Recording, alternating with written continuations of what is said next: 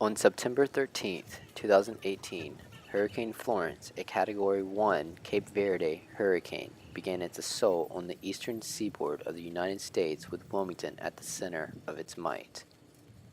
Over a period of 5 days, Wilmington and neighboring communities were flooded with up to 40 inches of rain in some areas. In addition to the flooding, catastrophic winds knocked down trees and power lines and ripped shingles off roofs. On the campus of UNCW, the impacts of Hurricane Florence were substantial. The storm caused an estimated $140 million in damage to the university. The university apartments were among the buildings damaged during the storm. Even after students returned to campus after Hurricane Florence, students were unable to return to the university apartments. It was 5 days after returning to campus that students learned they would be unable to return to the university apartments for the rest of the year.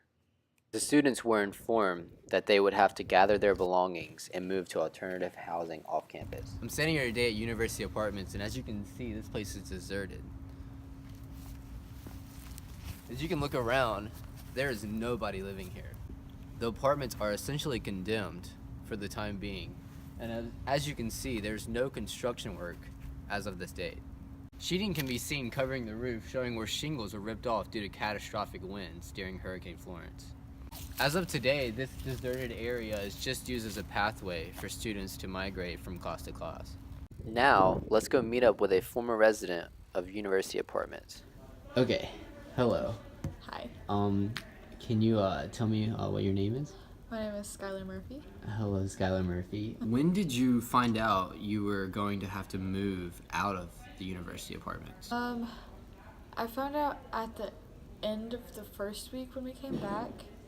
It was kind of like they sent us an email, I think on Friday, saying that we couldn't live there anymore and that they would send us updated housing. And then on Saturday, we got all our housing information and we had to move out.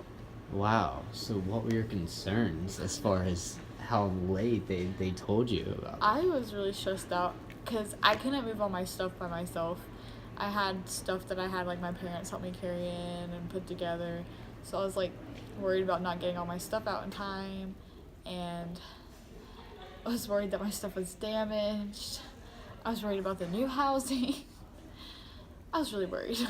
While you were evacuated, was there any of your possessions that were damaged?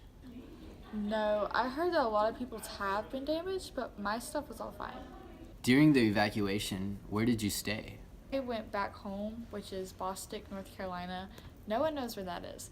It's an hour outside of Asheville. They said that we couldn't come back to the apartments, that we could still be gone. I went and stayed in a hotel that week. And where are you living at now? I'm living in the university suites right now. And how do you like that compared to University Apartments? I like the suites. It's not what I expected. I didn't have a roommate in the apartments, and I have one now, and I'm really glad that worked out because she's really great. It's really different. I like the setup of the suites better. It's more social. Like, I know a lot of people now, but in the apartments, I didn't know as many, but I had my own space and I actually studied, so ups and downs. Anything you would say to the university about how they responded to you about your living situation? Maybe not exactly. I really wish they would have responded faster with more information, or if like they knew they weren't livable, I wish they would have been upfront about that instead of putting it off. But I kind of understood that everybody was going through a lot right then, so it's like you can't be mad at the people at the university because everybody's lost so much and everyone's going through a lot, I guess.